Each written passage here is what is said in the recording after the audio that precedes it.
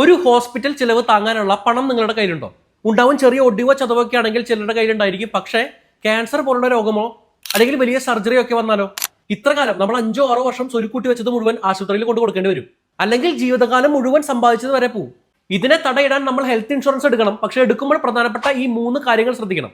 Point number 3, health insurance എടുക്കുമ്പോൾ cashless പോളിസികൾ എടുക്കാൻ ശ്രമിക്കുക. ഇങ്ങനെയെങ്കിൽ ആദ്യമേ ആശുപത്രിയിൽ പണം കൊടുക്കാതെയുള്ള ചികിത്സ നേടാൻ സാധിക്കും. Point number 2, room rent limit കൃത്യമായിട്ട് ചെക്ക് ചെയ്തെടുക്കുക.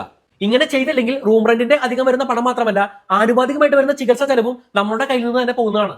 അതേപോലെ ഇനഫ് കവറേജ് ആണോ, സബ് ലിമിറ്റ്സ് ഉണ്ടോ, day care, OP coverage, pre hospitalisation, post hospitalisation തുടങ്ങിയ നിരവധി ഫീച്ചറുകൾ ഉണ്ടോ എന്ന് നമ്മൾ ശ്രദ്ധിക്കണം.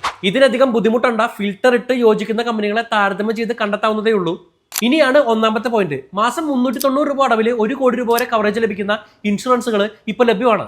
വിവിധ കമ്പനികളെ താരതമ്യം ചെയ്ത് ഏത് കമ്പനിയാണോ നല്ലത് എന്ന് നമ്മൾ നോക്കി തിരഞ്ഞെടുക്കണം എന്നതാണ് പ്രധാന കാര്യം. ഇതിനായി വീഡിയോയിൽ ഇവിടെ എന്റെ പേരിൽ തൊടുക. അതിനുശേഷം എന്റെ അബൌട്ടിലായിട്ട് ഇവിടെ കൊടുത്തിട്ടുള്ള ലിങ്ക് ചെക്ക് ചെയ്യുക. ഇതിൽ കയറി നമ്പർ കൊടുത്താൽ കസ്റ്റമർ കെയർ സഹായവും നിങ്ങൾക്ക് ലഭിക്കുന്നതാണ്. ഇവിടെ നിന്ന് ഇഷ്ടമുള്ള കമ്പനിയുടെ ഏത് പ്ലാനിന്റെ സംശയങ്ങളും ചോദിച്ച് മനസ്സിലാക്കാം. അതല്ലെങ്കിൽ നിങ്ങളുടെ വീട്ടിലേക്ക് വന്ന് പ്ലാൻ എക്സ്പ്ലെയിൻ ചെയ്യുന്നതാണ്.